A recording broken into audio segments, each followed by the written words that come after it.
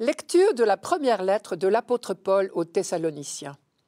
Frères, au sujet de la venue du Seigneur, il n'est pas nécessaire qu'on vous parle de délais ou de dates. Vous savez très bien que le jour du Seigneur viendra comme un voleur dans la nuit. Quand les gens diront « quelle paix, quelle tranquillité !» c'est alors que tout à coup la catastrophe s'abattra sur eux comme les douleurs sur la femme enceinte. Ils ne pourront pas y échapper. Mais vous, frères, comme vous n'êtes pas dans les ténèbres, ce jour ne vous surprendra pas comme un voleur.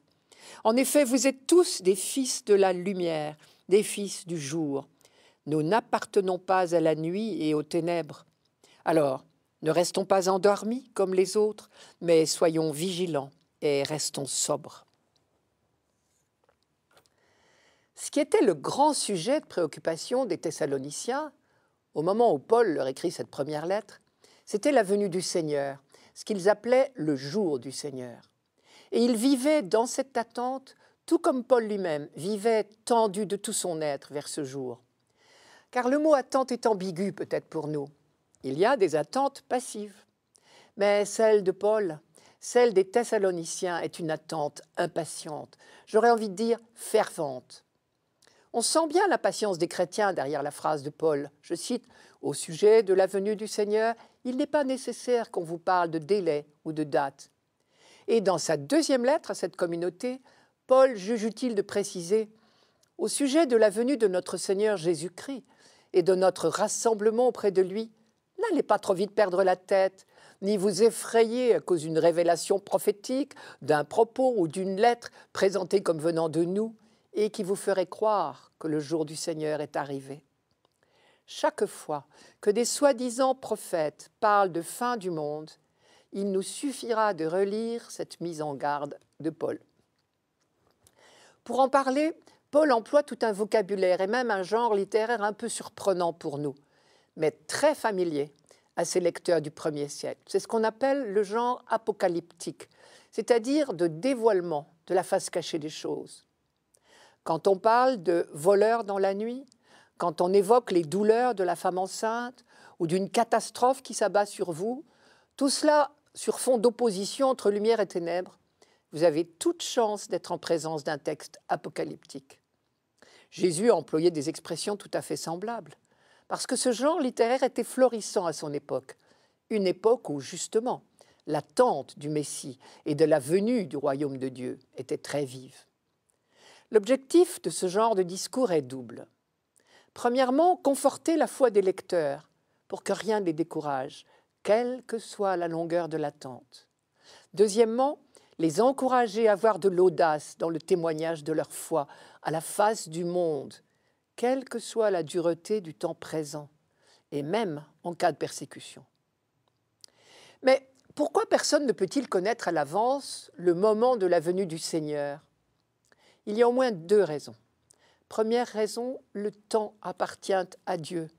Et Jésus lui-même reconnaissait ne pas le savoir. Rappelez-vous sa phrase « Ce jour et cette heure, nul ne les connaît, ni les anges des cieux, ni le Fils, personne, sinon le Père et lui seul. » Évangile de Matthieu, chapitre 24, verset 36.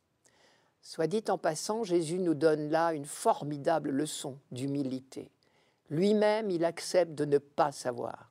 Il fait confiance à son Père. Même à l'heure extrême, celle de Gethsémanie, alors que le combat entre la lumière et les ténèbres, entre l'amour et la haine est à son paroxysme, il fait confiance. Nous n'avons plus qu'à en faire autant. Deuxième raison, saint Pierre dit que ce temps dépend aussi de nous. Et je cite Pierre, « Il y a une chose, en tout cas, mes amis, que vous ne devez pas oublier. Pour le Seigneur, un seul jour est comme 1000 ans, et 1000 ans comme un jour. Non, le Seigneur ne tarde pas à tenir sa promesse, alors que certains prétendent qu'il a du retard. Mais il fait preuve de patience envers vous, ne voulant pas que quelques-uns périssent, mais que tous parviennent à la conversion. » C'est dans la deuxième lettre de Pierre, chapitre 3, versets 8 et 9.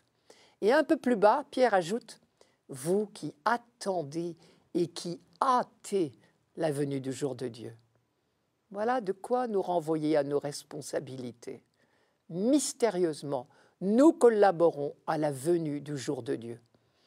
Cela peut paraître audacieux, mais c'est pourtant ce que nous disent Paul et Pierre. Et c'est d'ailleurs cela qui fait la grandeur de nos vies. Elles sont la matière première du royaume. Dieu ne le réalise pas sans nous. Mieux, il nous fait confiance pour bâtir son royaume. Jésus l'avait bien dit à ses disciples qui lui posaient la question « Seigneur, est-ce maintenant le temps où tu vas rétablir le royaume pour Israël ?» Il leur avait répondu « Vous n'avez pas à connaître les temps et les moments que le Père a fixés de sa propre autorité, mais vous allez recevoir une puissance, celle du Saint-Esprit qui viendra sur vous. Vous serez alors mes témoins. » C'était une manière de leur dire leur responsabilité, mais également de bien situer leur action dans celle de l'Esprit. Comme dit la 4e prière eucharistique, l'Esprit poursuit son œuvre dans le monde et achève toute sanctification. Nous n'avons donc pas à nous soucier des temps et des moments, comme dit Jésus, ou des délais et des dates, comme dit Paul. Il nous suffit d'essayer concrètement de faire avancer le royaume, sûr que nous avons reçu l'Esprit pour cela. Je reviens sur l'expression « fils de la lumière ». Vous, frères, vous êtes tous des fils de la lumière, des fils du jour, nous dit Paul. Le jour du Seigneur, ce sera quand l'humanité tout entière sera fille de lumière.